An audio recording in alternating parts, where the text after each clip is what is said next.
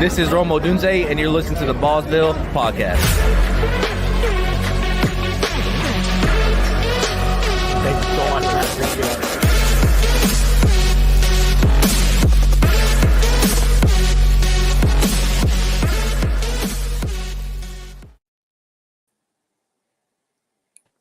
Welcome in, Ballsville gamers, to another episode of the Ballsville podcast. I am your host, Scott Fitzgerald, a.k.a. Ludes for Sale on Sleeper, and this episode is brought to you by the Ballsville Games. Our games combine fantasy football and poker, which create big payouts with great odds. All right, this is our Big Friday show. Before we get into it, we got a lot to unpack today, and I'm going to introduce you to my panel. Doing behind the scenes, double duty again today, behind the scenes, and my co-host. He is Bills Mafia, monster win yesterday. He is Sean S. Clem. What is up, Sean? Not much, my friend. Go Bills. All right, and coming in from Tampa, Florida, he just bought a new home about 15 minutes from me. He's been moving all day, but he was gracious enough to be on the pod today. He is the dealer back, Mr. Ken Moore. What is up, Ken? Hey, what's going on, guys?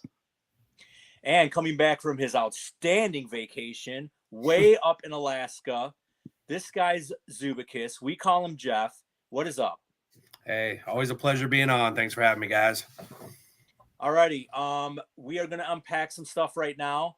But before we get into it, I want to give a shout out to all you Ballsville gamers. Please like and subscribe to our podcast. We really appreciate it. Also leave comments, and please visit our new website, theballsvillegame.com. I just loaded all my tools on there. We got Sean has his article on there, and also let me just put this on mute. It's not aging well either, that article, by the way. It's not aging well. The article is not aging well. But definitely take advantage of the tool section. I put all the tools on there. Jojo, who's been on here quite a bit, is another manager of ours. I just launched his DFS article, which is an outstanding read, and then he's also going to have his prop betting article too that I will post up tomorrow. So definitely hit those tools because they'll help you win. All righty, we are going to get into the injuries and practice reports, and I mean we might as well just go to the big fish right here. And it's that massive hit yesterday from Tua. Did not look well. He did the little thing with his hands and stuff, and it just did not look very well. So not sure how long he's going to be out. So it's the Skylar Thompson experience. So we'll let me just go around the horn real quick just on this one. I'll go to Sean. What did you think about that injury, Sean? What do you think about Tua going forward? Man, like, first and foremost, I gotta say, hey, praying for you, bro. Like, I hope you get better. Like, do whatever's right for you health-wise. Number one, you and your family. Like, I hate to see it. Even as a Bills fan, man, like, Dolphins, everything like that, dude. Humanity's above football. So, you hate to see that happen to anybody, dude. And he's sitting on this, what I believe, third concussion now within the last, few years. And it's at a point where, you got to think about your well-being beyond your football. So, hopefully everything moves forward well for him and, he can be okay. But number one, health first, right?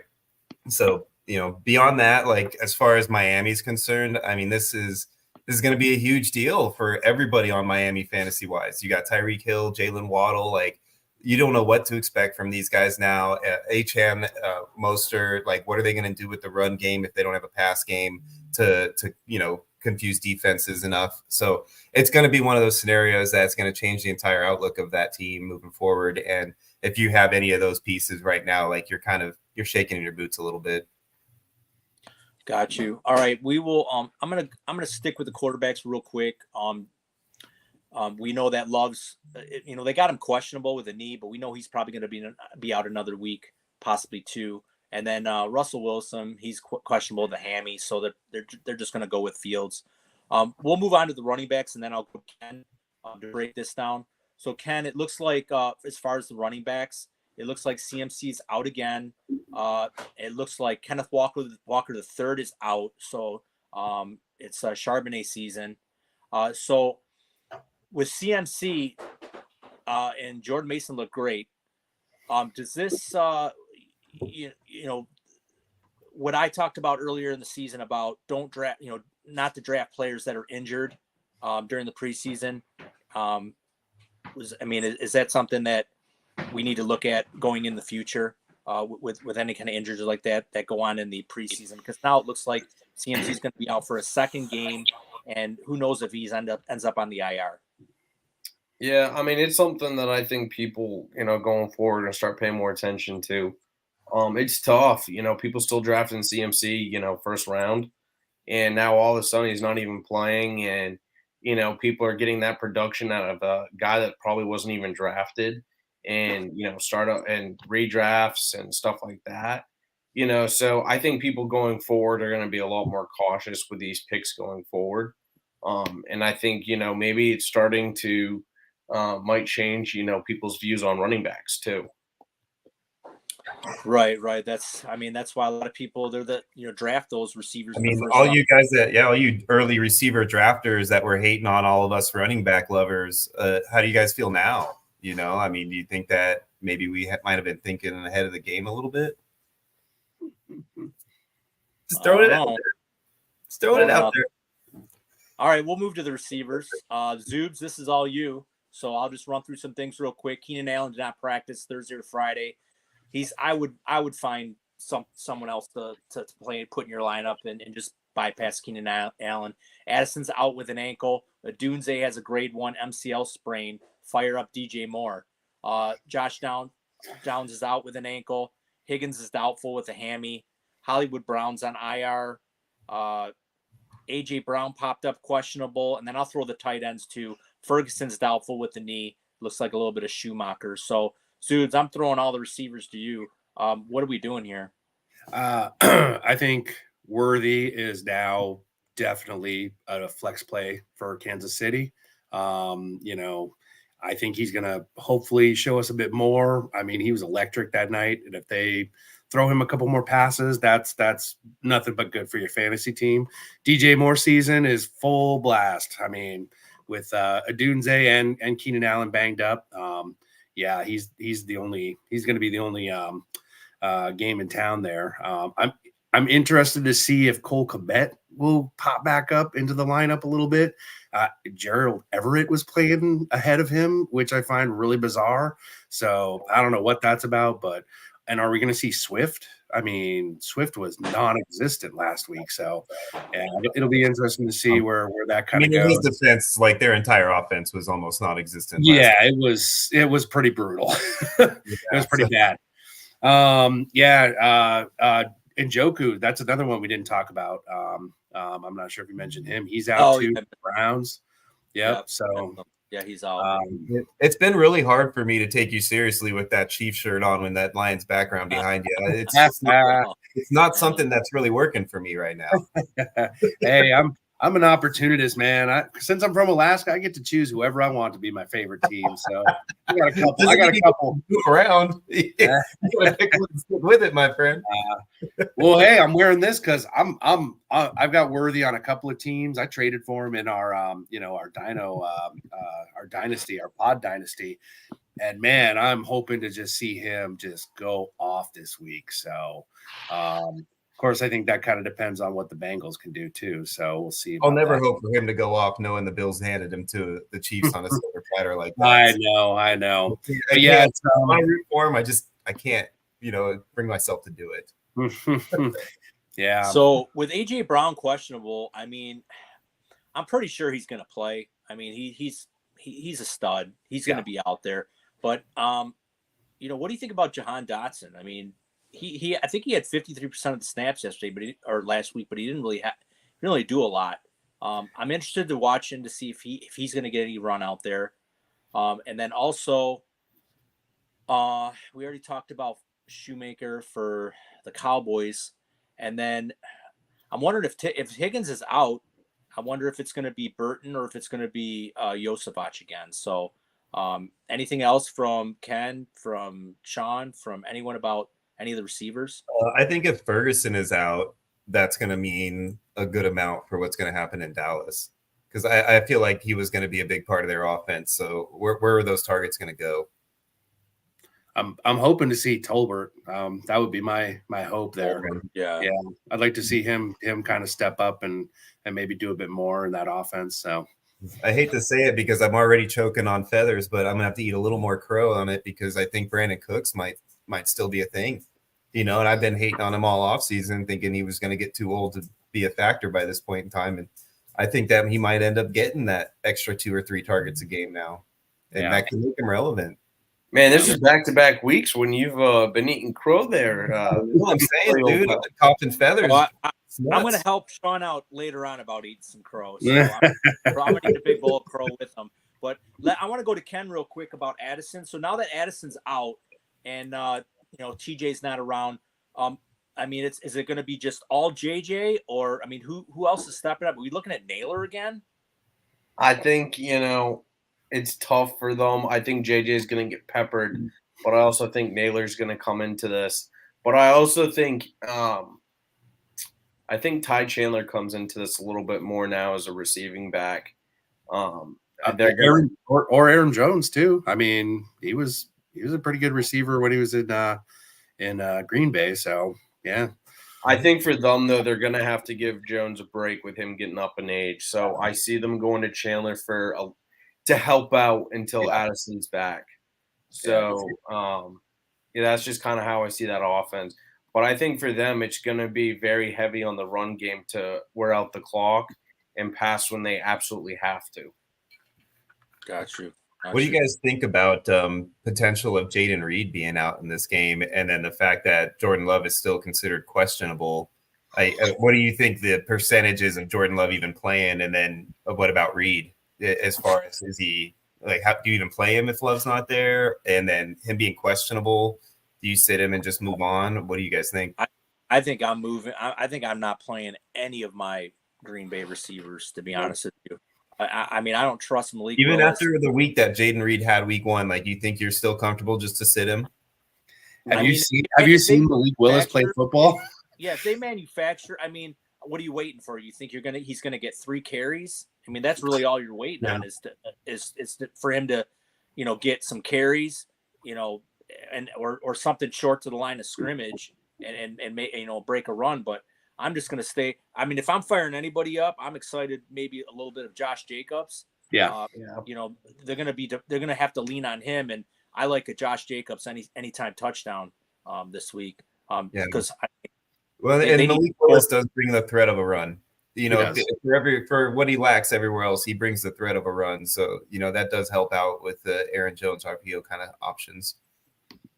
Right. So I'm just I don't see them. I don't see them moving the ball. I don't see them moving the ball down the field very much in that game. So. Yeah, so it's just been for week 1, we've had a lot of issues. And like I said, it's just these guys that, were injured in the preseason and they're just not playing. So it's, it's kind of unfortunate. So, all right, we'll get into we're going to review the game from last night. I know Sean's very excited to review the game. The Thursday night game should have been a good one. It turned up not being a very exciting one, except for it was dominated by the 2 running backs. I thought it was really exciting. I'm sure. It was on my feed 90% of the game. So it's the Bills 31, the Dolphins 10. Before we get into our analysis, I'm going to send it right over to Sean. And go ahead, Sean. You can give your analysis on this game. So first and foremost, I have to start out by saying, all of you Bills haters out there, you got something to learn right now, because this team with Josh Allen will always be the number 1 AFC East squad to worry about in the NFL. Mark my words, no matter what happens, Josh Allen will bring us to victory every single time. We are going to be the new Patriots of the East. We will have a 10 to 15 to 20-year run. So just get used to it, everybody. Just get used to it. Oh, jeez. So well, I love it. We're 2 games into the season. 2 games into the season. And this guy's talking like you guys are a dynasty. Yeah, we're talking dynasty. You guys we are an AFC East dynasty. Absolutely. Hey, we are an AFC East dynasty 100. And if it wasn't for the fact that Josh Allen happened to be in the same generation as a generational quarterback like Patrick Mahomes, he'd have 2 or 3 rings. So let's just say that. Okay, so Mr. Sean, if Josh Allen was as good as you say he is, he should have no problem being generational quarterback and being able to go to the Super Bowl and win a Super Bowl. I mean, you can't be subpar and keep just going to the playoffs and lose every year. He doesn't play on defense, man. I mean, he put us 13 seconds away from the opportunity to get to a Super Bowl, and our coach was like, "Hey, let's give Patrick Mahomes, what he needs to get to the field goal range in 13 seconds, because it's only Patrick Mahomes." But like, you're making him sound like he's this great quarterback who's like just absolutely. He's not. If he's so good, then have him actually win some big games. And we're 2 games. Let me ask you: is Dan Marino a great quarterback? Yeah. Hall of Famer. He's great. He's great for stats. Exactly. You can be a great quarterback. It's a team game, my friend. You could be the best quarterback in history of NFL and not win a Super Bowl because you don't have a good team around you. That's just the nature of the game. You know what? That's fantastic. But it's 2 games into the season. Hold yourself back a little bit. Hey, we're the only 2-0 team in the NFL right now, baby. I'm gonna toot my horn, baby. You're still not gonna win the Super Bowl. All right, let's. Right now, you're in the lead. Okay, put a pub sub on it right now if you think the Buffalo Bills are gonna win a Super Bowl. Oh, geez. Only if you pick a team, and then if neither of them win, we don't have to worry about the pub sub. Okay, fine. So who's your squad? I'll take mine, obviously. I'm gonna pick the Bucks just because I know it's gonna happen. All right. So that way you just don't have to worry about it overall. Okay, Mark I could have said the Chiefs as a cop out. Right. But let's get back to the game. We did definitely get off track. So there was a lot of good things in this game. James Cook was cooking, baby. James Cook was cooking. And I'm telling you, the way this offense was running, again, feathers in the throat because Dalton Kincaid was not as big of a factor this week either. And that's scaring me. I was okay with 1 week. Now 2 in a row is a little freaky. But James Cook, man, what a beast. What a beast, dude. I think you're going to see a lot of this guy, and there's a really good potential that he's in the top 3 by the end of the season if it continues the way it's moving. Dude, look at he's running the ball. You can't deny the fact that if they keep running the ball the way they are with him and keep that as the way that their offense is, the 2 tight end, run first type of offense where Josh Allen throws for less than 200 yards. I mean, you're looking at the possibility of James Cook having 100 yards a game average, man. He's that good. You and Zuber sitting in the same boat for saying your running backs are like tip top in the league. Where do you put James Cook right now? After this performance and where you see him like trajectory-wise for the season, where you got him? I still don't have him in the top 5. We got him at like 7? I think he's 8 on my list. Yeah. He was top 12 last year, so I mean he's going to have to get a lot more volume to finish in the top 3. I mean, he only had 11 carries, which was 7.1 yards per carry. Ray Davis did have 9 carries. So I think it's a lot of that had to do with the fact the game was out of reach after a certain point. Yeah, they put Trubisky in. I still also your guys are not. So my thing is, James Cook is not going to be having that kind of volume that he had in this game against Miami going forward. I don't agree with that. Have a lot of volume. Yeah, I think he'll have this plus. I really do. I don't see that happening, and I don't think James Cook is a top 5 running back. James Cook had 12 touches. I just want to put another pub sub on that with you. He's not a top 5 running back. What do you have? I don't know. Lately, I've been putting pub subs out there, and people Pacheco or I don't want to put a pub Pacheco sub or Cook. Pacheco or Cook. Who's higher? Pacheco or Cook? Especially you, Zeus, because I know you were a big Pacheco guy. I mean, yeah, that performance last night's pretty hard to. And I'm high on Cook too. I have been all off season, so I think I still go Pacheco because I do. I think the offense is a little bit better, and I think they sat Cook last night. In the third quarter, halfway through the third quarter, about. So I don't know. Hey, easy bets, easy wins. All right, let's go to a running back who had a quiet monster game, I should say, because the game was so far out of hand, and I'm surprised he still got as much volume as he did. And I'm gonna eat a little bit of crow because I wasn't as high on Devin Achane in the beginning of the season. I think I had him like 13 over. I think I had him 13 overall on my final rankings. So monster game out of him, 22 carries, 96 yards, 4.4 average. He had 7 targets and caught all 7 balls for 69 and a touch. What was really impressive yesterday to me when I was watching the game is how well he ran in between the tackles. And I think it might have been from what Sean said earlier when we were prepping. Is it 1 or 2 linebackers that are out, Sean? 2. Well, there was 1 out when the game started, and then early in the first quarter, another one our linebacker went out. Yeah, so I mean, it was a really good game. I was impressed with running between the tackles. I mean, he was bouncing off guys, staying on his feet. The only problem I have with this is going forward, this is not going to be sustainable for him. I mean, he's not a very big back. He's not going to be able to take this pounding like that. And I was very surprised that Jeff Wilson didn't get a little bit more run in that game, at all. So, I mean, you sprinkled in a little bit of Jalen Wright, which he looked okay, but I just going forward, I just don't think especially coming in off an injury already, especially having like a sore ankle to start the week.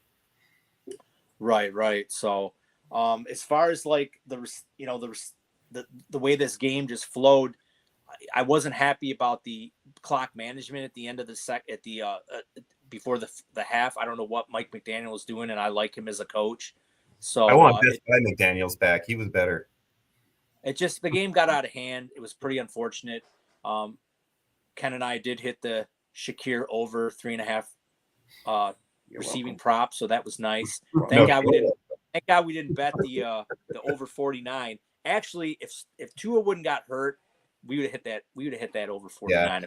I guarantee the game was going 49. It's a different game if Tua doesn't get hurt right there. They were about to score a touchdown. It would have been 17-31.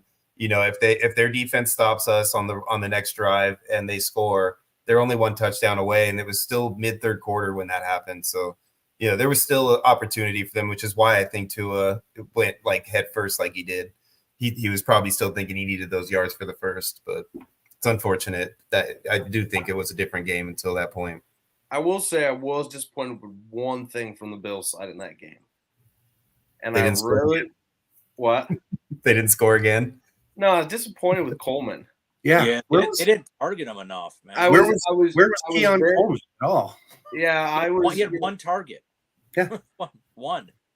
Yeah. I think what happened is that he had a lot of targets last week, so I think they made it a point to try to get rid of him in the offense on the defensive side. And between trying to stop him and, keeping Josh contained, it opened up Cook, and Cook, they basically just leaned on Cook when they realized that was going to be an option all game. Sean, Shakir's the number 1 target in this offense, right? Yes, sir. Did you notice him mention that as well? Like that Dalton and Shakir were the number 1 targets in this offense? Because I felt like, a little bit of deja vu when I heard that on TV. Another thing that I noticed too was Miami never throws to the tight end, and Jonnu Smith got 7 targets, caught 6 passes for 53 yards. So I don't know if it's just because it was game script, but that's something to like monitor going forward, especially with Skylar Thompson is the quarterback. Sometimes those quarterbacks, look for their tight end in situations. And I think a lot of his production came after Tua went out too. So I saw they had a 2 tight end set going a lot for the run game because that's what their plan was coming in, is they wanted to run the ball against Buffalo because they saw that happen week 1 with Arizona, and they knew that was a spot that Buffalo's D was weak. And so they went attack that route. And I think what ended up happening is that caused the fact that there was tight ends out on routes a lot more often than there normally would be for them.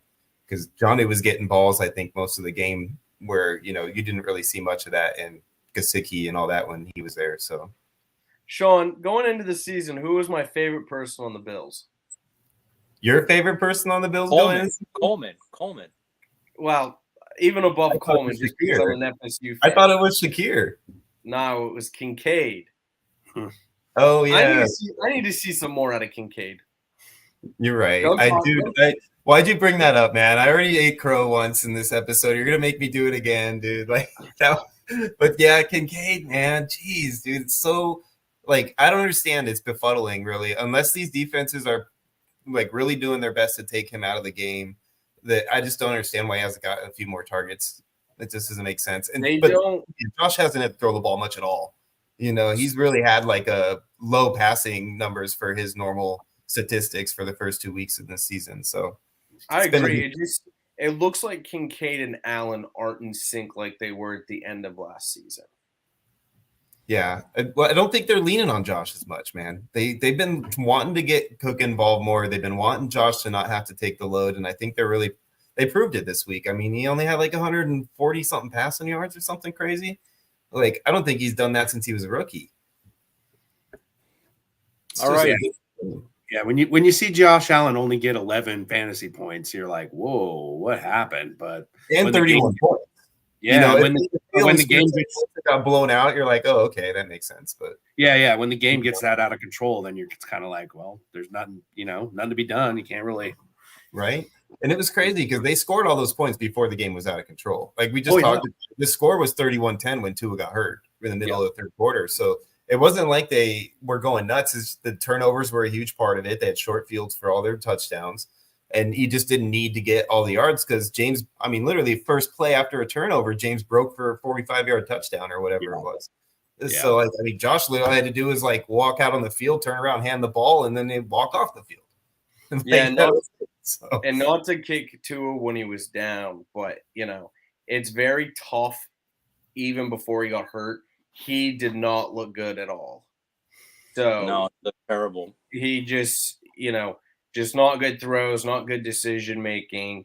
And then just to make, a bad night worse is just the fact that, of course he gets hurt on a play that he shouldn't.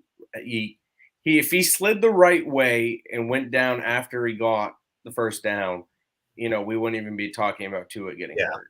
I agree. I just don't think he knew he had the first down at that point. I think he just was a little bit like off of where he was on the field and thought he needed those yards. All right. Well, that wraps up the review from Thursday night's game. We're going to get into the your gamers. We're going to get into some of your leagues and how they fared over the weekend. I run all the high stakes leagues. Zoobs runs the lows. So we're going to do the highs and lows today, and then Tuesday you'll get some analysis from the mids from Ken and Daniel. So I'll start off with the highs. We're going to start off with high stake number 1 Wolverine, and the top 4 scores for the week were. Now I know I'm horrible at names. I butcher them all the time. It's like entertainment for the guys on the pod because they just laugh at all my trying to figure out these names. But so number 1 in the league with the 169 points, we got Kroll's E6, which is our buddy Love John. He's leading the pack there. Second with 165 points is Team Mucho. That's at Mucho. Third would be 143 points. Gyno Garglers, and that's Finch GDX. And number 4, we got 142 points in that short stack, who's on that short stack 11. So that's the high stakes number 1 Wolverine. So we'll move on to number 2.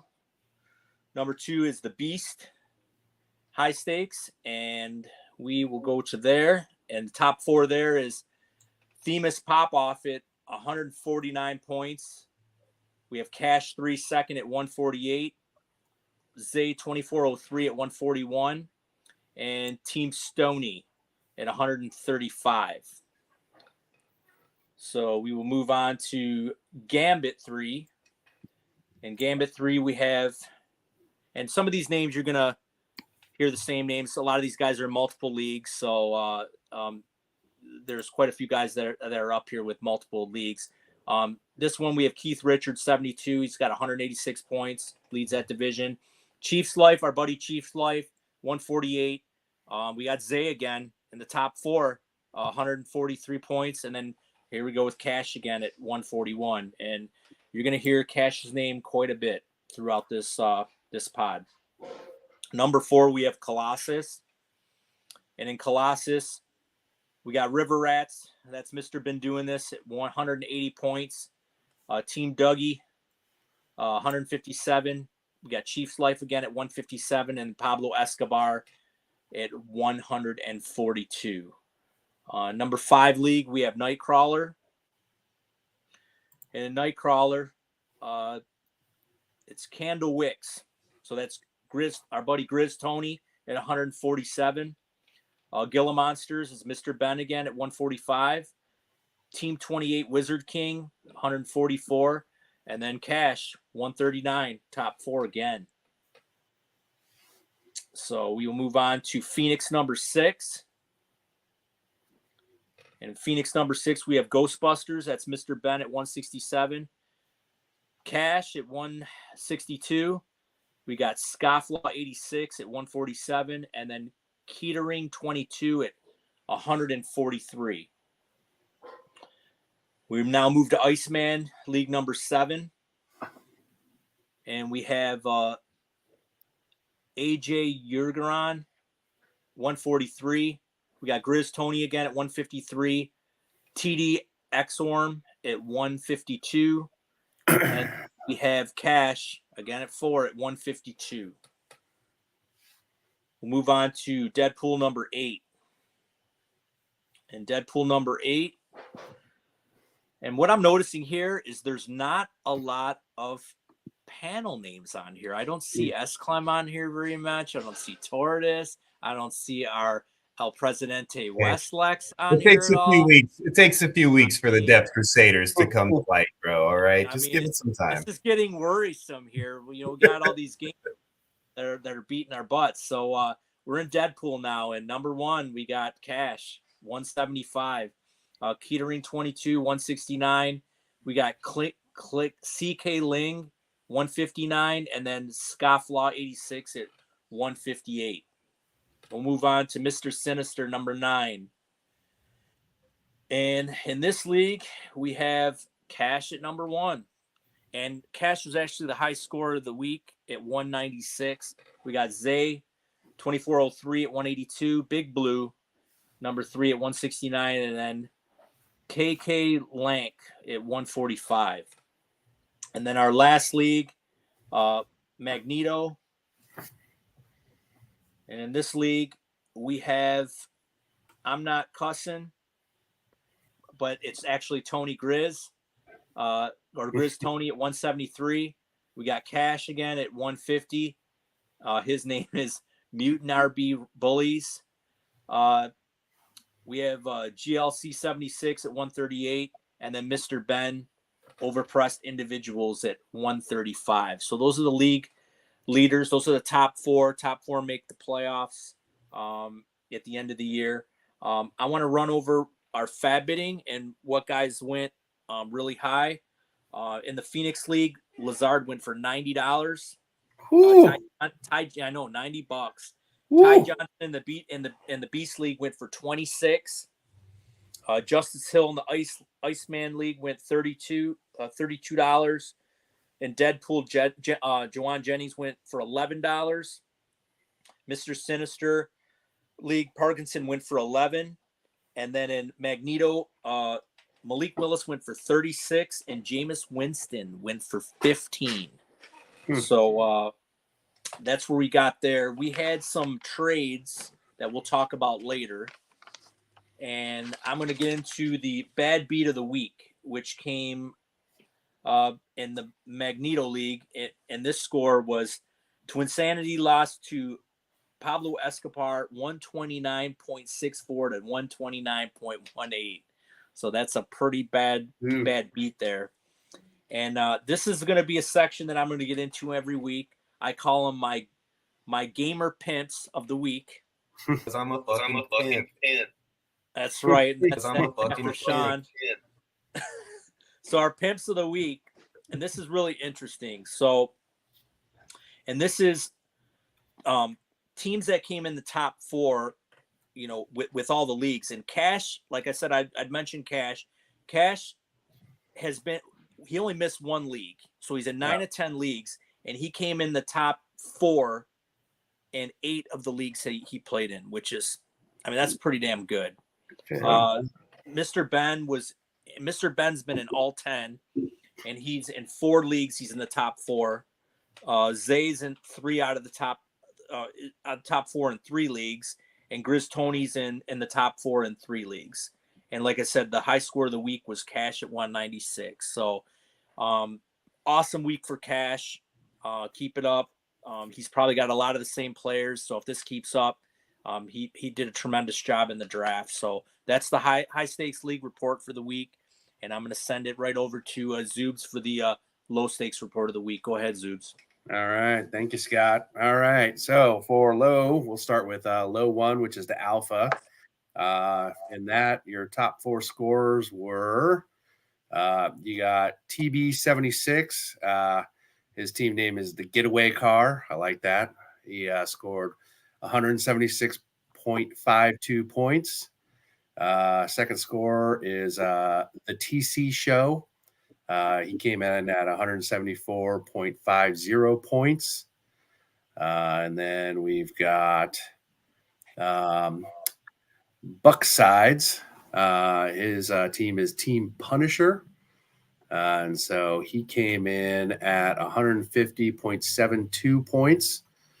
And then last but not least, we got E. Bailey. Came in at 133.08 points. So moving on to number 2, low 2. This is the Beta League. Let's see. Over here.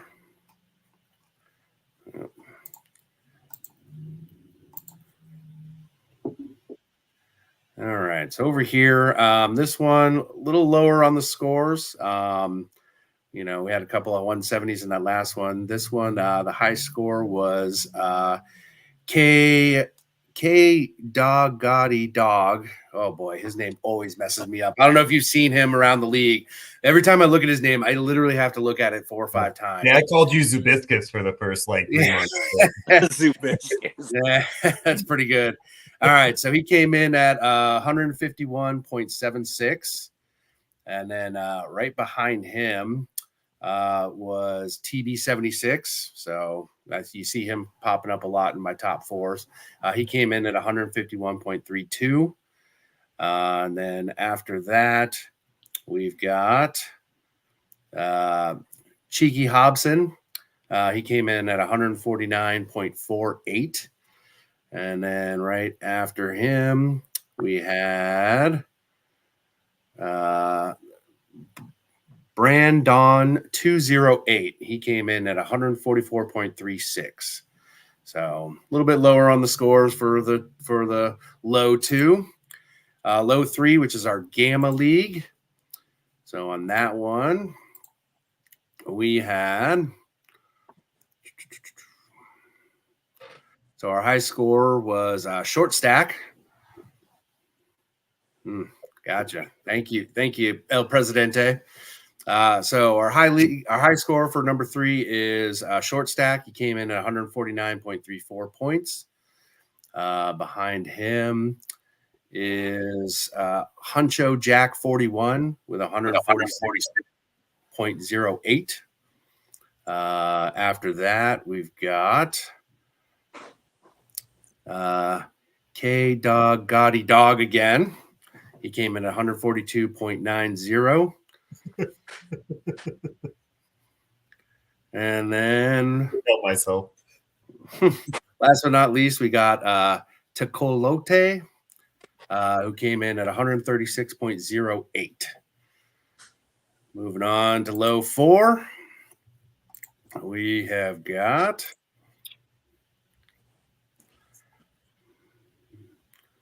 getting back up to some high scores again. So we got the TC Show.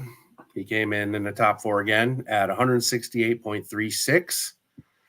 After that, we've got Kinetic 15 at 168 even. And then drops down pretty dramatically after that. We go to Dadbot 86 with 139.16 points. And then you got El Super Biesto. There he is. Yeah, there he is. We have our first game manager in Uh-huh. So he comes in at number 4 with 135.72 points. All right. Low 5, Epsilon. I haven't heard your name yet. No. Sean, I haven't heard your name at all. It's because of Puka, isn't it? So this one, we got Jimmy Wojo coming in top of low 5 at 171.32 points. Right behind him, we've got let's see, what is this? What is his team name? Pantless Batman, I believe. Yep, Pantless Batman with 162.88 points. Then next we've got Chai Bears 45 with 161.72. And bringing up 4th place is Stu 6923 with 156.30.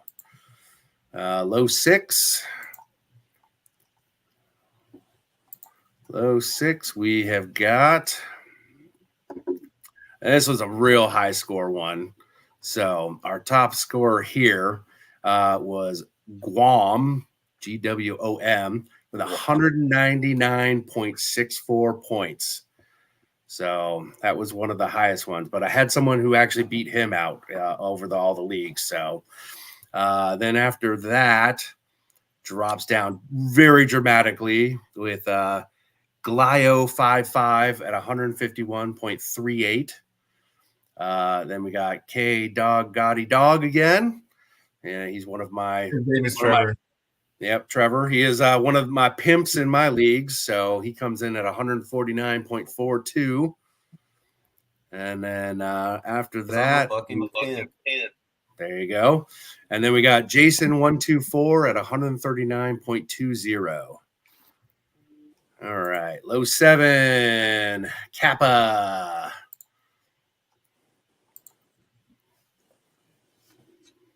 So let's see. Here we've got top scorer is Jason 124. Just heard him in the last one.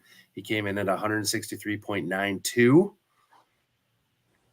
Then we've got short stack 11, 151.28. Then after that, we go D-Pain 19. There he is. Yep, there he is. He came in at 143 even. And then this was then we had JoJo barely beating out Alex Obro. JoJo came in at 140.66. Alex Obro came in at 140.40. They weren't facing off, so it wasn't really a bad beat, but yeah, it was really close. Really close for 4th place on that one. Low 8, Omicron. We have got this is the highest score I saw across all my 10 leagues that I manage. And it is TB76 with 211.96 points. Wow. Which, yeah, that is. Yeah. So he is the overall pimp in the low leagues for sure. This down that week 1. I mean, that could be across all leagues right there. I wouldn't be surprised. When I saw that number, I literally was downstairs with my wife and Kimberly. I was like, holy! She was like, whoa, watch yourself. I was like, okay, sorry. So coming in second in low 8, we got Jimmy Wojo with 150.46. Coming in 3rd place, we have got Luis 92 with 146.56. And then bringing up the rear in 4th place, Grizz Tony with 140.90. That's his favorite place. In the rear. All right. Low 9, this is Sigma. All right. So our top scorer here, we got Go Titan 8. Go Titans 8. Sorry, missed the S. 176.56. And then next we got Fins 0913, 166.72. Then we've got Grizz Tony coming in third, so not in the rear. So 154.32. And then we've got C-Bomb Connor coming in also in the rear on this one, 149.70. That is definitely his favorite spot. All right. And then low 10, which is Omega. Last one. We have got this is another one with a big high one. TB76 again, 196.90. So didn't quite. That means he must have got sniped on one of his players in that draft. Once. Yep, one guy he's been hyper targeting. And then we've got Carson Pev with 153.88. Big Timers 420 with 145.52. And then last but not least, we've got Dad Bod 86 with 139.56. So yeah. All right. Awesome. All right. Well, that's the recap of the low stakes. Good job, Zoobs. We'll try to get you guys these every week. We'll try to run through them a little bit quicker, but it's important that we show you guys our love and give you guys the your due with the teams that you guys put together, and hopefully we get to a point throughout the year where we can get some undefeated teams, some teams that are maybe 5, 6, 7-0, and possibly get you guys on the pod and let us know how you guys constructed your roster. So we're going to move on now to what everybody likes to talk about. And what is that, Sean? It's the trade talk. All right. Trade talks. And all right, bring it up. Our first trade. Here we go. All right, where's this? What league is this in, Sean? So this like is in the Smaug. Come on, man. Or Smog. Right? Smog, something like that. It's a dragon. It's a dragon league. So we have Adam C. 1883 traded Drake May, Kyle Pitts, Khalil Shakir, Kyron Williams, 2025 second and a 2025 third, to Drew Bless 13 for Travis Kelce, Chris Godwin, and Baker Mayfield. Okay, since this is Dynasty, we'll go right to. Since it's Dynasty, we'll go right to Ken. So for me, I would definitely I'd be taking the top side. I'd want the May side in this deal when we're talking Dynasty. 100%. 100% agree. What about you, Zoobs? Yeah, this looks like top side is a rebuilder for sure. Bottom side's trying to go for a win now. But yeah, when you're talking Dynasty, I always go for the younger players, the picks. I like the top side for sure. I don't see the points that he's gaining though. I mean, Kelsey's on a downslide so far. Pitts has been the only tight end that's been performing. Kyron Williams is going to score just as many, if not more, than Godwin. I mean, maybe the Baker Mayfield and Drake May, but then you got Shakir in there. So I don't see the upside as far as your 2024 points. Yeah. Maybe he's got a belief in Baker and I guess maybe the super flex and he doesn't have a second QB. I could see it making it kind of worth it then, but I still think you overpaid. Yeah, I think if that was the case, you just kind of fail this year, keep May on your team, and see what you can get for next year, basically. Yeah, no, I definitely like the top side. It I like getting all those young pieces. Drew's probably like Sean said, probably win now. Maybe he's a little light on his super flex. Mayfield a great week one. So, but yeah, I mean, sometimes if you're like I've always said, sometimes if you're in win now mode and you're going for a championship, sometimes you may just have to overpay a little bit if you think you can get over the hump. So maybe these guys can get them over the hump. So I would have Just given a taken lot- out the picks maybe. Yeah, Before that's what I was about ready to 3, say. I think would have Yeah, been good. I would have taken out the picks. I still would do the top side even without the picks. Right. Yeah, I would too. But Yeah. I think the picks were like, overboard. Yeah. If you take out the picks, I think the overpay is within value range if you're in a win now mode, and you need the super flex roll like that. So that without the picks, then it's doable. I still don't like it, but it's doable. Right. All right.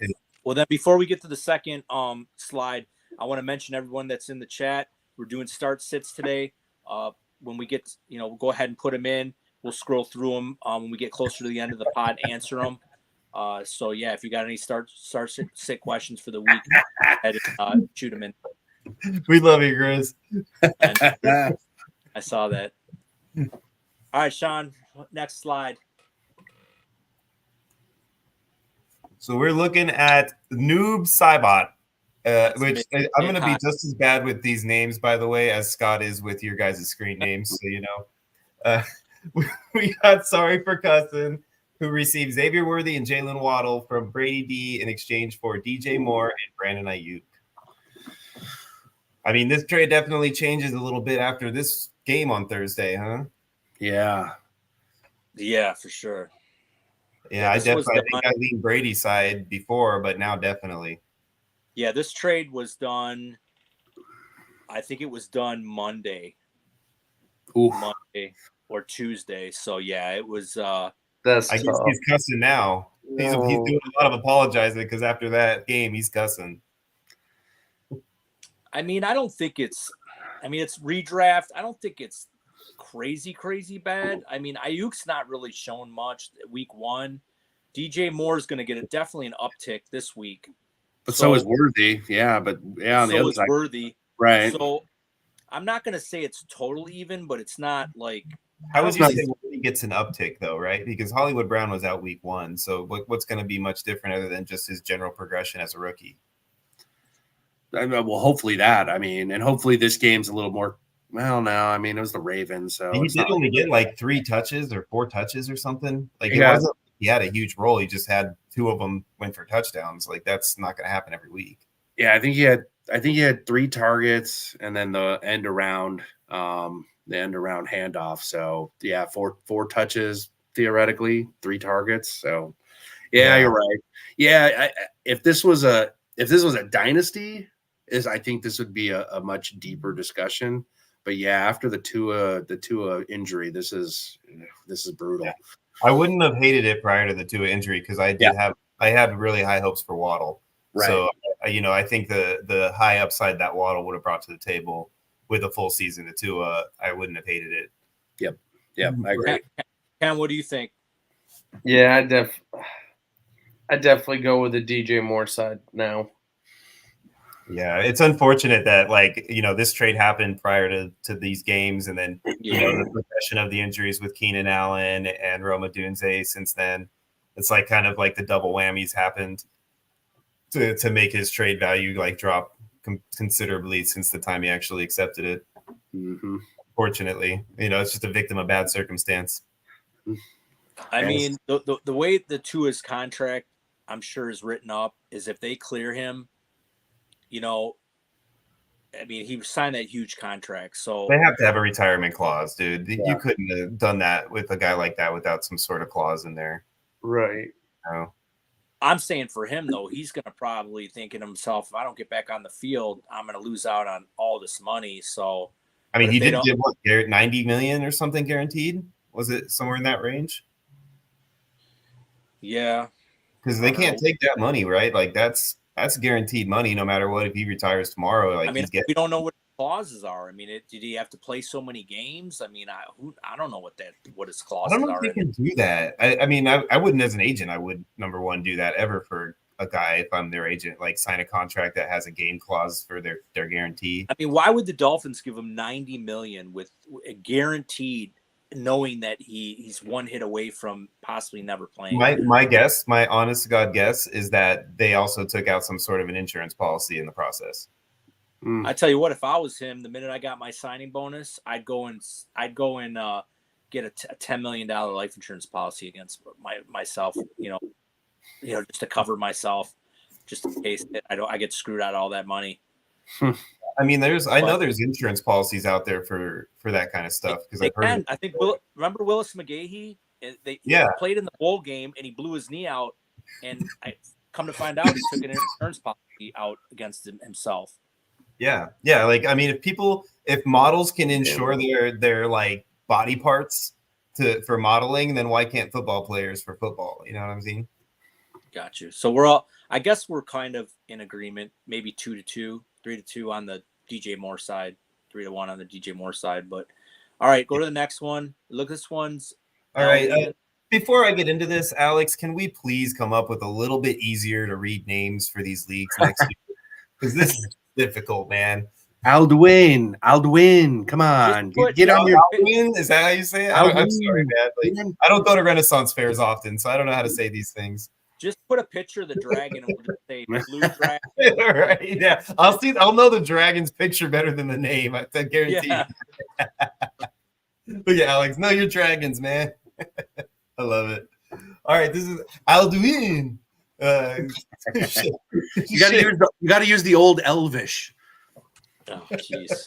I don't know if I have enough phlegm for that. So here we have Shady Daddy and 105. Shady Daddy 105 received Caleb Williams and Justin Jefferson in exchange to Rico Suave 10 for A.D. Mitchell, Lad McConkey, Bryce Young, Jordan Addison, a 2025 first, and a 2026 first. Did you notice how it just got worse and worse as it kept going? Is this for real? Is this a for real trade? Oh. Yeah, I mean, should we even be talking about this trade? Honestly, like, what No. are you? No, I mean, not. That's like taking a bunch of piles of stuff and putting them all together and saying, "But look, it's full." That's a trade right there where Sean sends out to people and everyone rejects it, but this guy just got lucky and accept got pushed. Wow. So that's what you think I do to these people? You think No. That's what you do to me. All right, Ken, you're the dynasty guy. I mean, is there any? Oh, this isn't even close. We should all pack our bags and leave town with how lopsided this trade is. Give me the Williams and JJ side every single day of the week. I'm right. I mean, you could say Lad McConkey and the 2 firsts for Justin, which I still think is an underpay.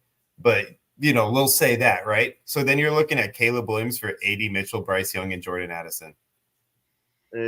No. Right? I mean, these 101 basically.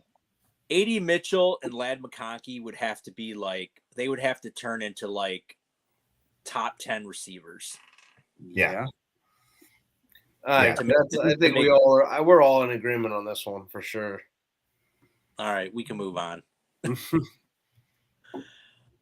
All right. I can barely see.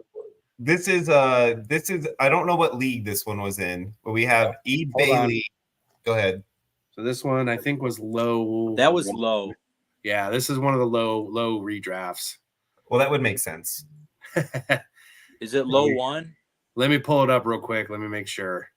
So I'll break down the trade real quick while you're doing that. We got E. Bailey getting David Njoku and J.K. Dobbins, and he's sending K. Doggity Dog Travis Kelce. Yeah, so this is a day ago, and it was in low 1 alpha. So yeah, low 1. Did you notice how I said that? K. Doggity Dog. It's not Doggy dog.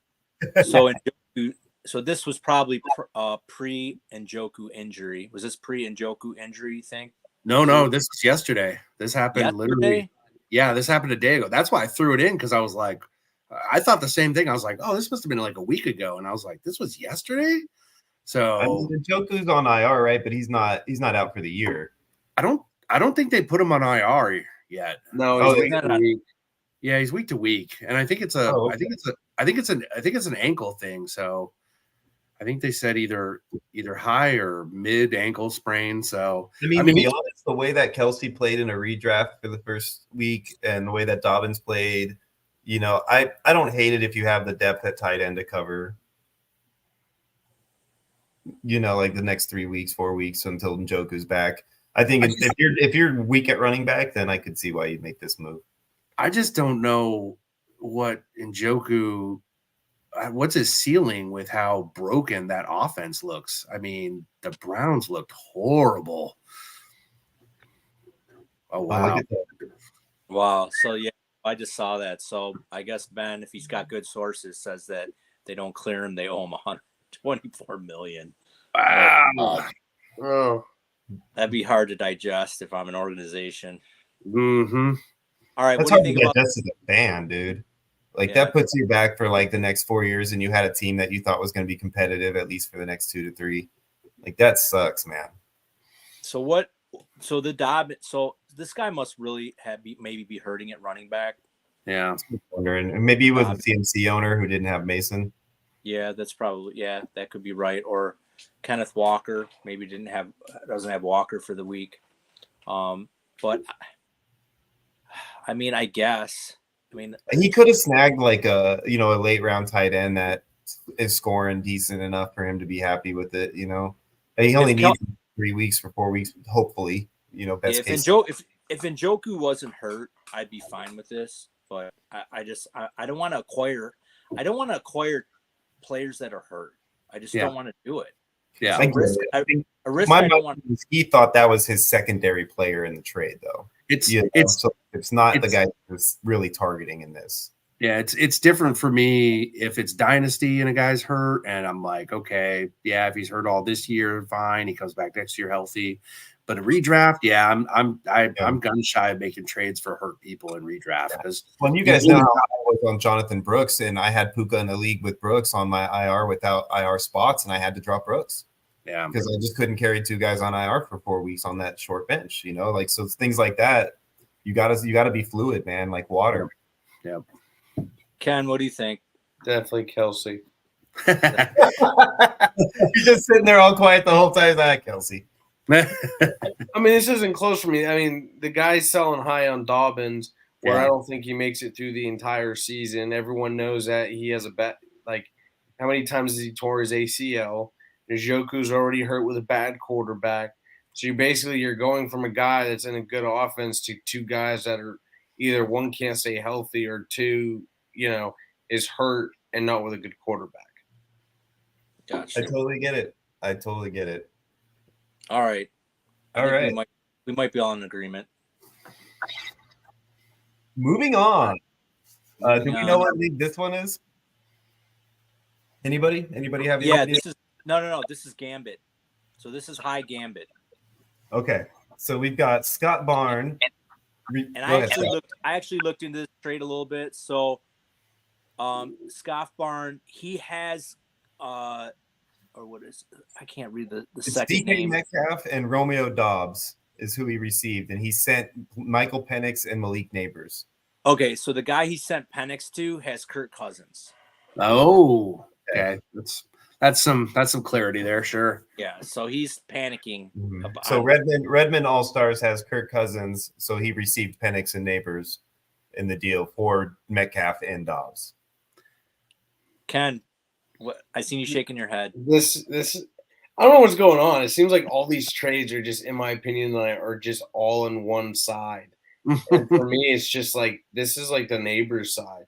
And for you to say that he traded for Penix to give him, the handcuff or not handcuff, but like the backup to Cousins just in case like Cousins gets hurt or something, like just for you to get out of that for Metcalf and Dobbs.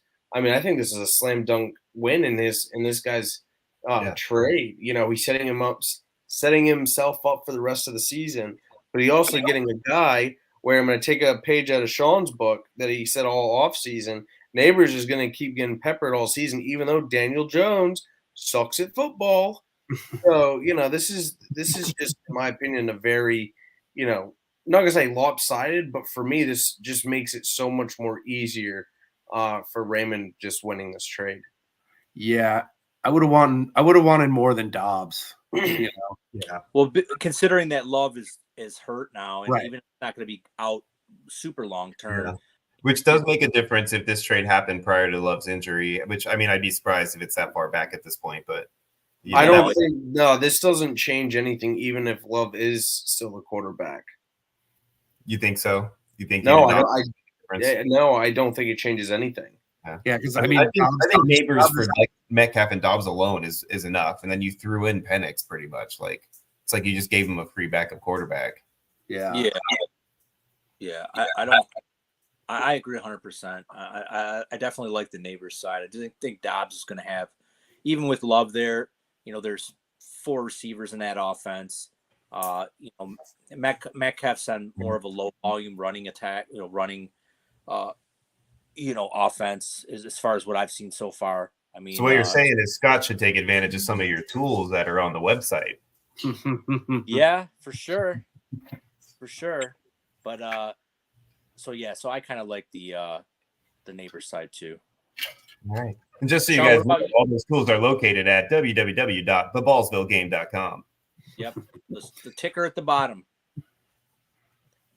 All right, moving on. Oh, this must be low. Is this you, Zoobs? I want to say this is one of the low, yeah. Yeah, that makes sense. So another redraft, low redraft. Let me see if I can find which one it is. It looks like 2 teams just traded their bathroom fixtures. That is, yeah, this does seem like a pretty boring trade. Right? So, I mean, Chase Brown and Mike Myers, and Hunter Henry and Court. Sorry, guys. Let me tell everybody what we're looking at here first. We got the TC show receiving Chase Brown and Michael Mayer for 2 Brandon 208 for Hunter Henry and Cortland Sutton. Yeah, so this was low number 2, the beta league. So okay, so I'll start. So to me, I'm just taking Henry and Meyer and just taking it out of the equation because to me it's just a wash. So it's between, and these are the trades that people should make. Like one guy looks like he needs a running back, one guy looks like he needs a receiver. I hate when people trade. I'll trade you this receiver for this receiver, or I'll trade you my running back for your running back. It just, to me, it doesn't make any sense. So to me, you'd have to see the rosters and see but it looks like one guy needed a running back, one guy needed a receiver. So I don't think the trade's all that bad. I'd like to see a little bit more out of Chase Brown. So I'm going to say I'm on the fence and I'm going to call it an even trade. Yeah, I'm kind of with you. I lean towards the Sutton side, but I wouldn't hate either. Ken? Give me the Sutton side. Zoobs? Yeah, also just because I like the Henry just a little bit. I think he's got some potential to be okay this season. So yeah, Sutton. And the only other good comment out of this trade is Michael Myers making an appearance on Friday the 13th. Hey, just because I think this is a very appropriate time to bring it up as tight ends. Zach Ertz looks fantastic. Hey, I seen him picked up in a few leagues. God. Hey, I put in fab bids for him. I'll be honest. You know what Zach Ertz is doing, Ken? Zach Ertz is scoring fantasy points. And what is TJ Hawkinson doing? He's doing nothing. He's getting you 0. Yeah, Zach Ertz at 4 points is doing so much. Hey, Scott, it's only week 2, brother. All we need is 8 games. I know. All we need is 8 games, and you're going to have some Goldilocks hanging, eating your pub sub. Hey, it's already eating that pub sub. We got week 2 coming up. He's still actually, Scott, I was thinking about pub subs the other day, and I almost thought for a second which pub sub would be better, the one from you or the one from JoJo. But then I realized I'm going to get 3 from JoJo and only like 1 from you. Look at this, guys. You'll like this one. Me and Trevor have a pub sub bet. Sean Ertz versus Sanat. Who took Ertz? Come on now. That was Trevor. I was Sanat all day. Come on. So yeah, Trevor, you'll be buying me a sandwich. I'll drive out there for it, actually. All right, let's move on. Moving on. All right, Mr. Ben doing this.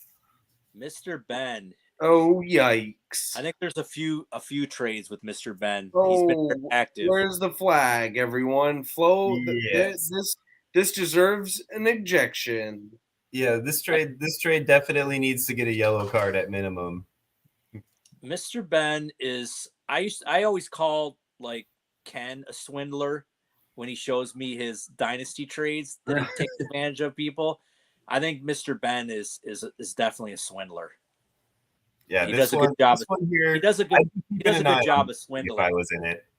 I'd be keeping an eye on this league if I was in it for sure. This is not this trade to me is by far the farthest off that we've seen, and definitely needs to be yellow carded. Yeah, I have to agree. You know, this is one that you have to pay attention to because it's like, you know, even if you sent Rodgers and Jacobs for Allen, I'd be raising like some flags. But the fact that you also threw Dobbins in this trade just is like, I'm not saying Dobbins is worth much. I just want to preface that. But this is just not a good trade for a top quarterback. Yeah, you can't even make the win now argument like with Rodgers or anything. It's like he says he woke up to having this trade offered to him. He said he offered him Mostert and Allen and countered with Dobbins. So, number one, I don't believe you because if you get offered that trade, you don't care enough to counter for Dobbins. You just accept that trade and be happy as hell that you got the opportunity to take it. Oh, so I don't believe that, bro. I don't even believe that. An interesting take. Interesting take for sure. Hey, and why'd you bring me? Why'd you bring me up as a swindler? Huh? You brought me up as a swindler.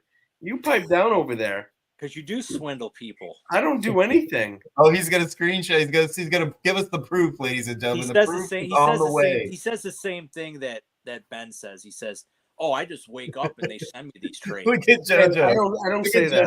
Speaking like someone who knows from experience. What are you trying to say, JoJo? What are you trying to say, bro? I don't do these things. You pipe down, Sean. Never had a lopsided trade ever. So this guy must be. Oh. Hold on. Time out. Sean, say what you just said again. You never send lopsided trades. No. Do you remember that trade that you sent me? Hey, I mean, I figured you were moving and maybe you just might, real quick, just glance. Oh, except I'll just, cool and move on. You're talking about a guy who manages over 300 leagues. Exactly. He's got 300 leagues and he's moving a house, man. It's the perfect time to try to slip in a trade. Sean, we call that trade raping, and we don't do that here. We don't do that here. This is a family show. There's a family show. You need to take that. Beep. I covered that last part of that phrase that he just used. Don't worry, Scott. All right. Next trade. JoJo keeps talking about a three-way trade that me and Trevor and him were going to do. And the trade that I ended up making, we talked about with me and Alex when it was the Nico Collins deal that included Nico and Neighbors. And we discussed that trade on a pod a few weeks ago. And JoJo's mad that I didn't take a trade that ended up better off for me going with the trade that I got. And he still will not stop talking about this guy. keeps giving me DMs all the time. All right. Let's move on because I know there's some juicier trades as we get later into these. This might be one right here. Yeah, this one's pretty epic right here. Here's another Mr. Ben trade, and this one is in the high stakes 2 league. Man, so, TC Show that's so sad. So TC Show is receiving Terry McLaurin, Jalen Tolbert, and Kyron Williams. Mr. Ben doing this got the other end of the stick this deal. He got Christian McCaffrey, Jacoby Myers, and Tua concussion Tagovailoa. So all right, let me break this down real quick because I was in the chat in this league and this is how this broke down. So Mr. Ben sent this trade to this guy before the game. He forgot after Tua got injured. He forgot to take the trade down, so it expired today and it went through. And so he just went on the chat. He's like, well, it was my bad. Oh, well. But he goes, you know what? If Tua and CMC come back, I'm going to boss this league. I So, mean, that's how it broke down. yeah, I mean, if you look at the deal in general, like I can understand why you would send that deal prior to yesterday's game. Again, it's what we don't do in these leagues, but he was trying, and he almost got away with it. It wasn't for the injuries. I doubt the guy would have taken the trade had it not happened. Yeah, so I don't know. I mean, me as a fantasy owner, if a guy if he would have sent me that trade and it was still out there and I saw Tua got hurt, I'm not going to accept the trade. That's just me. I'm not going to do it. That's like now that's kind of swindly. So I'm with you. I don't accept Hey, you just lost that clap. What? Because I use the word swindly. Yes, no, use the word swindly, but the swindle part's in the front of that, which you just called me. Oh, then you're okay. Then you're a swindleist. A swindleist. All right. Swindleabra. You're in the doghouse, sir. You're a swindleabra. All right, so let's break this trade down. Come on, Ken. Hey, you hold on over there. Have some patience. So, I would be taking the Kyron Williams side. Because first off, I don't like this, the fact that I got accepted after he got hurt. But I will say this. This is I know why I got accepted and all that, but this trade, if everyone's healthy, I'm taking the Christian McCaffrey side. But with what's going on with Christian McCaffrey right now, with his tendonitis and the fact that Tua just got his third concussion, yeah, I don't know what's going to go on with Tua, but I'll tell you this: I don't want to touch Tua in any leagues going forward. So for me, this is actually not a bad offer. I don't think any defenders are going to be touching Tua anytime moving forward. That man is retired. Yeah.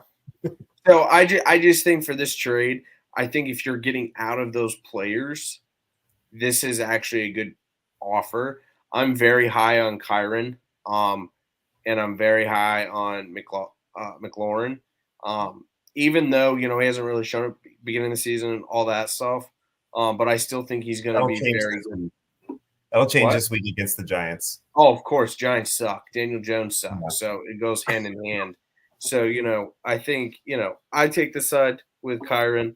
I'm not going to say it's not close, just because of kind of the dynamics around all of it, with one side injured and one side not. I will say that the TC show needs to change his screenshot icon now, because that's a little baby picture of Christian McCaffrey up there. Mm-hmm. So since you just went ahead and traded away your boy, you can't have that anymore. You got to change that. What do you think? What do you think, Zoobs?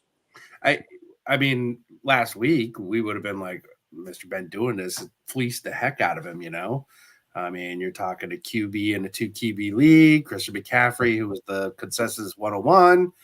I mean, Jacoby Myers is okay in his own right. So, but yeah, I mean, everything in context in fantasy football. So, yeah, TC. So let's be a lesson to you guys. This is what happens when you send out ridiculous trades and leave them floating. Sean, you better remember that when you send out ridiculous trades tomorrow. I mean, Mr. Ben's I probably got 3 or 4 floating anyway. Mr. Ben's right. His team's loaded. He's got a really good team. I don't know, man. I just don't like acquiring guys that are hurt. I mean, especially in redraft. I mean, McCaffrey, I guess, but Tua, it's just, if you have a strong team, Williams is still giving you some value. McLaurin should be giving you some value. Tolbert seems like kind of like a throw-in, with and getting Myers back. But I just hate acquiring guys that are, that are hurt. But like I said, he's got a pretty strong team, and if he can survive 3 or 4 weeks without these guys, then when they come back, if they're healthy, now he's making a playoff push. So yeah, if CMC comes back week like 6 or 7 and he's full go, I mean, that could be league winning right there. So yeah. So I guess time will tell, and we'll see what happens if this is either a good trade or a bad trade. But all right, let's move on. Mid number 4, Noob Saibot. Say bot. I'm still, Say I still trying will. to, I'm still trying to figure out what a knob slobbit is. I'm assuming noob Where's is like the a L? newbie, right? Like a beginner. So is that like a beginning dragon? Bro, where's the L? I don't know, but I'm saying it could be pretty perverted if you said knob slobbit. Yeah, right. I mean, it's definitely leaves room for interpretation. Yeah. So in this trade, we got Sorry for Cussing receiving Terry McLaurin and Javonte Williams, and he's trading with Pablo Escobar for David Montgomery. All right, Cussin. I know you wanted this. I think one of these trades. Oh no, this just went down. Yeah, this just went down. I think just before the pod. So we'll go with Zoobs first. What do you think, Zoobs? Ooh, I love Montgomery. I mean, but I think the value is on the other side with Terry McLaurin and Javonte Williams. I know it was bad that first game with Javonte, but I still think he's got a chance to be okay this year. I mean, we'll see what happens with the Broncos. And then I think Terry McLaurin's going to have better days ahead too.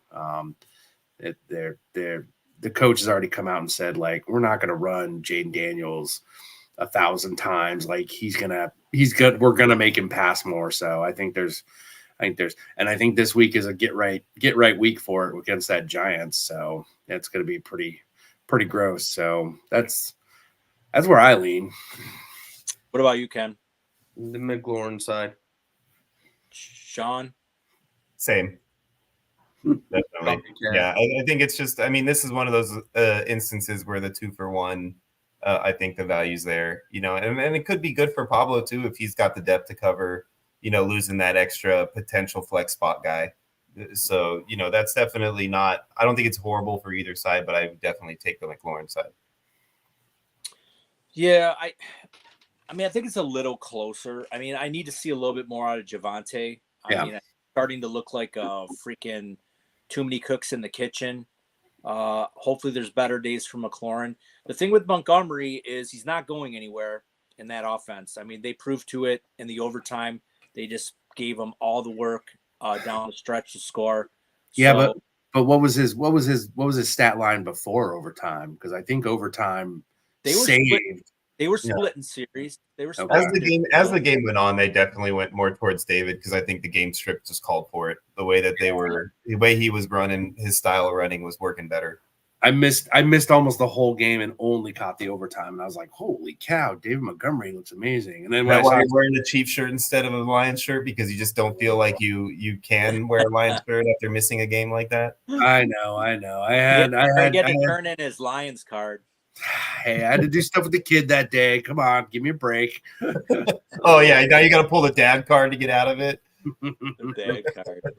That's why we have kids, so we can pull the dad card. Exactly. All right. Okay. Well, then it looks like we're moving and that's on. It. That is our last trade. That was the last one? That's the last one. All right. Well, you know what? I don't see any start sits questions. Yeah, you guys got any questions? Throw them at us. Nobody has any questions. You guys are over here. I have a question. Talking mess about us. You can't give us a question? Come on now. I have a question. What's your question? My question is for Sean. Is he talked at the beginning of the season, but saying he's so good and that he was killed it last year? Is going to be fine. Okay, I'm just saying I haven't heard your name at any of the top of the scoreboards yet. I'm just just like your Bills, how they're going to falter. Hey, you know what? As long as we can win 31-10, I don't mind Dalton Kincaid getting 3 catches a game and eating some crow on my tight end predictions. As long as the Bills are winning, I'm fine with it. All right, we got a couple questions. All right, they're coming in. Stevenson and McLaurin in a flex, and this question is from our El Presidente, Alejandro Hernandez. Usually when you have these conflicts here, what I usually do is I go right to the Ballsville Ultimate Matchup tool on our tools section. Where do you find that at? In the BallsvilleGames.com in the tool section. Oh. I love it. We're like, hey, please tell us start and sits. We want these questions. Instead of answering it, you give them a lecture on we go to the website. To answer your question, Mr. President, I would be starting McLaurin. Wow. I would go the other route, and I would start Stevenson. And I also want to say that your headshot looks like something out of Big Trouble, Little Chinatown, and it is amazing. Well, I am going to go to the matchup tool. Oh my God. No. Washington versus New York Giants, and the opponent versus wide receiver. It's the fifth matchup for McLaurin. And if you go to the New England side at the running back, it's the matchup number 29 against the running back. So I'm going to go McLaurin. Just wants an answer. Okay, next one. Trevor, Bo Nix or Sam Darnold? Give me the Darnold show this week. Absolutely. I would take Darnold over Bo Nix for sure. What about you, Zoobs? Oh, Darnold, yeah. He looked way better than I could have ever hoped or dreamed. And while we're talking about this, why don't you go ahead and pull up the old chart there on www.ballsvillegame.com and find out what the numbers say. They're both in the red, but I'm going to go with the better, which I think will be better offense and the better receiver. So I think Darnold, the JJ all day. I'm taking Darnold. I will say, though, I do like the wide receivers for the Broncos. I like it because if you looked at last week's game with Bo, he threw the ball a lot. And, I think 3 of their wide receivers had over six receptions or more.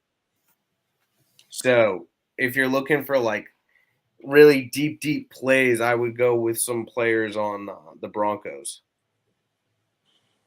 All righty. What about, I think Joey's got one there. Schumacher, Dolchich, and Theo on waivers because he has Fergie was hurt.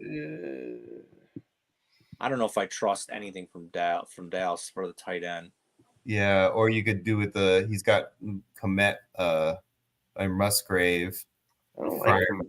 God, I don't like any of those. I don't like any of those. I think I'd take Komet out of all those names. I think Komet is the name that I would play the most. I'm going Freiermuth. Yeah, I have to go Muth over Komet. Yeah. With the injuries in Chicago, I think I just lean Komet. They haven't proven that they even are going to throw to him yet. I mean, like I said, Gerald Everett's running in front of him. So yeah. Also, I know it's week 1, but that offense for the Bears did not look good. Oof. So, and Komet even then didn't even get targeted. So I just need to see more out of that offense before I start playing him. And Muth actually got targeted quite a bit and put up nothing spectacular, but at least he gave you something. Well, Freiermuth is he's the number 6 matchup on my tool this week, so I'm taking Freiermuth. Oh yeah, that's right. Go use that tool, everyone. Yep, use the tool. It's at it's easily available for you at www.theballsvillegame.com. All right, who's next? Is it Chuba or Justice Hill from C-Bomb? Wow, that's tough. I'd probably just lean Hill just based on offense alone. Yeah, I'd go Hill too.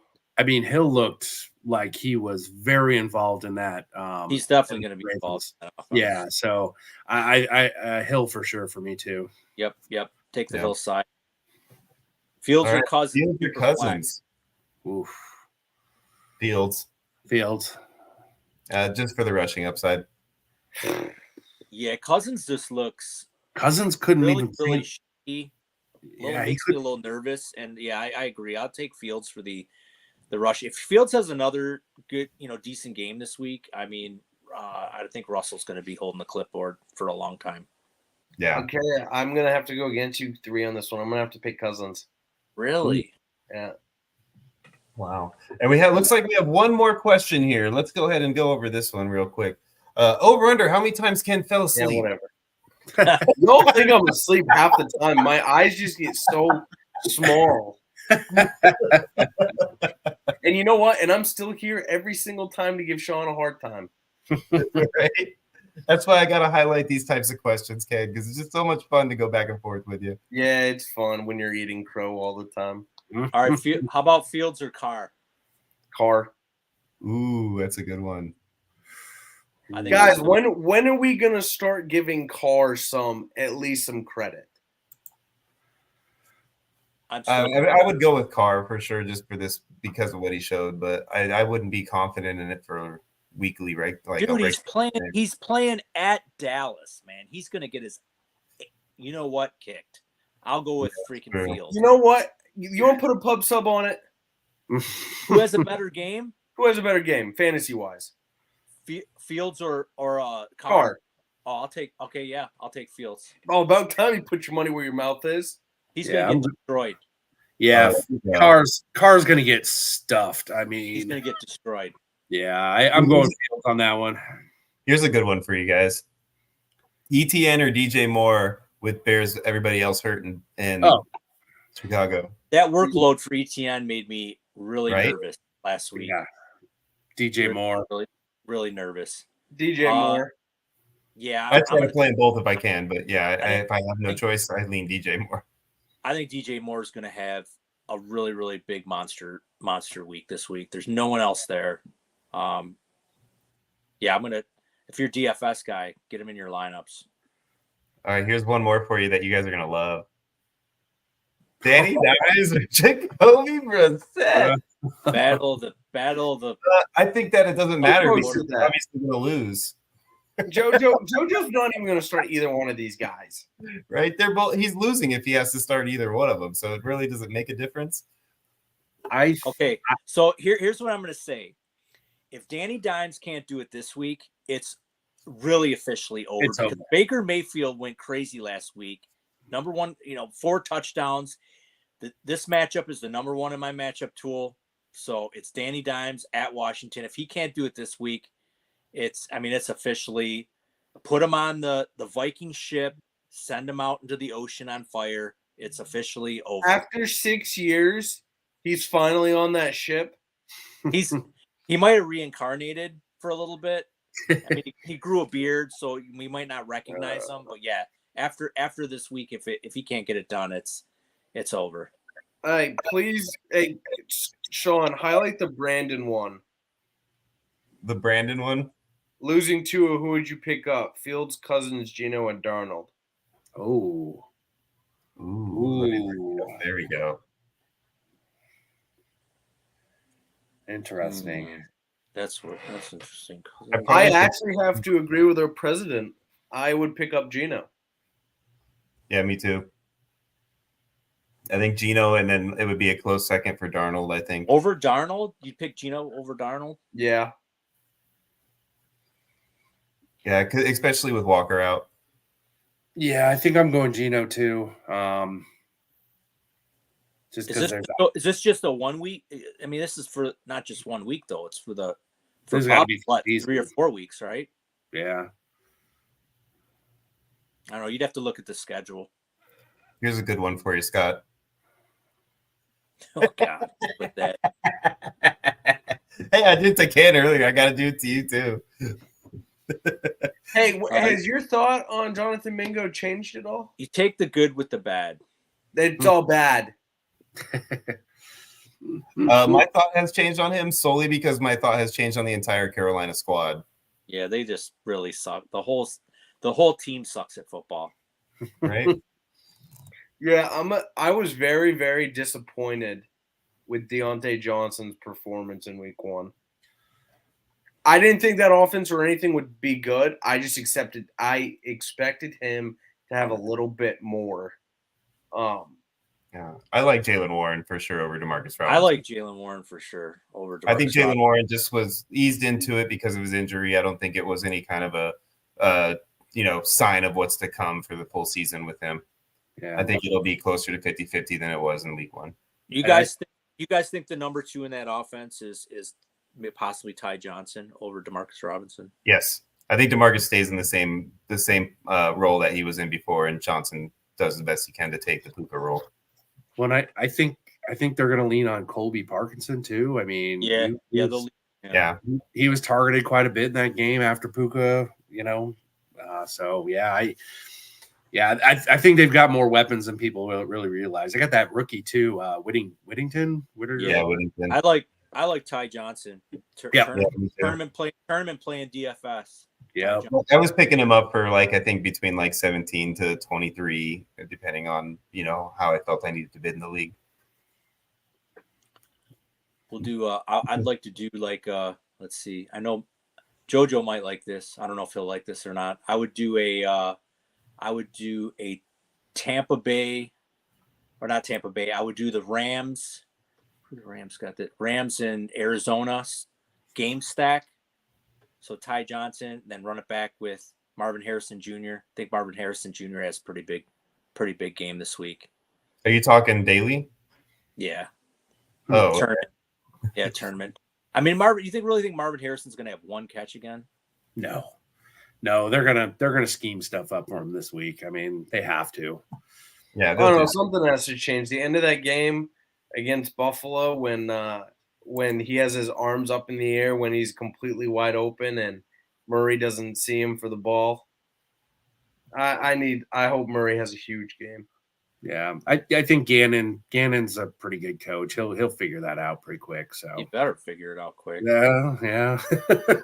All right. Well, that wraps it up for our start sits. You guys all enjoy the weekend, and we'll be back at it Tuesday where we'll go over the mid stakes. Ken will be breaking down the mid stakes, hopefully with the help of Daniel. So you guys enjoy your weekend. Thanks for stopping in. Don't forget to like and subscribe to the pod, and don't forget to go to our website, theballsvillegame.com. There's a lot of cool stuff on there. You can follow your leagues from there. Go to the tools section for any tools you'd like to look at, and just give us some support there. It's turning out really good. We work very hard on it. So for my co-host Sean, from the man way up north, Zubkis, and from my neighbor in Florida, the dealer's back. Until next week, folks, we are out. That's a wrap.